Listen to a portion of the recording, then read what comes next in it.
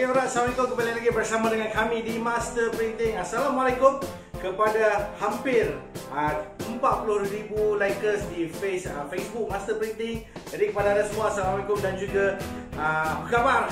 Aku tanya apa khabar. Alright, okey. Jadi pada hari ini, dalam minggu lepas, minggu ni memang panas dalam WhatsApp Master Printing kerana ramai yang bertanya berkenaan dengan nak menempah kalender. Alright.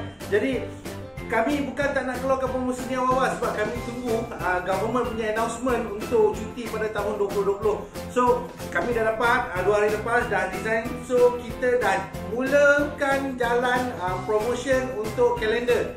Alright, jadi hari ni tak nak cerita berkenaan dengan kalender meja dan sebagainya ni. Saya nak cerita berkenaan kalender racing horse dan juga Islamic. Alright, tempahan kini dibuka daripada extra large, medium, small dan juga mini yang kecil tu. Alright, jadi konten untuk Islamic kita boleh tengok dekat sini. Dia ada macam-macam detail yang anda boleh letakkan. Okey, di bahagian atas ni kalau tuan-tuan tengok, ini adalah design anda. So bayangkan anda akan iklan selama setahun di dinding rumah pelanggan atau di dinding office pelanggan-pelanggan anda, yang mana setiap bulan yang koyak hanya yang bawah. Yang ini akan kekal selama setahun di dinding rumah pelanggan-pelanggan. Alright. Jadi kepada mereka yang ingin menempah, kita ada dua konsep template, iaitu nak Islamic ataupun nak yang racing horse. Alright.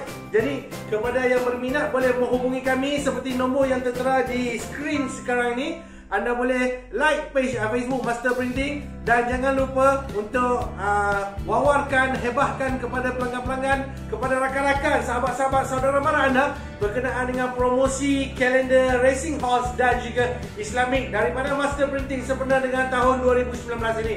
Jadi jangan lepaskan peluang. Saya tunjukkan ini jenis medium, yang ini standard selalunya yang orang order. Untuk mendapatkan harga atau maklumat yang lebih lanjut berkenaan dengan kalender-kalender ni, anda boleh hubungi kami. Yang ni Islamic. Kalau jenis medium, Islamic. Nampak?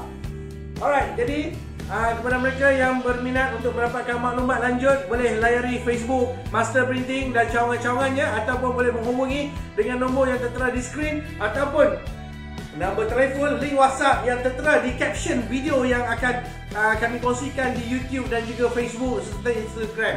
Jadi kepada anda semua, jangan tunggu lagi. Terhad kepada mereka yang betul-betul serius untuk menghasilkan kalender bagi mempromosi perniagaan anda selama setahun kepada pelanggan. Bayangkan, hanya dengan satu modal anda iklan setahun di dinding pelanggan-pelanggan anda. Alright, tempah dengan kami di Master Printing. Jadi sekian dulu daripada saya. Assalamualaikum dan jumpa lagi. Bye-bye.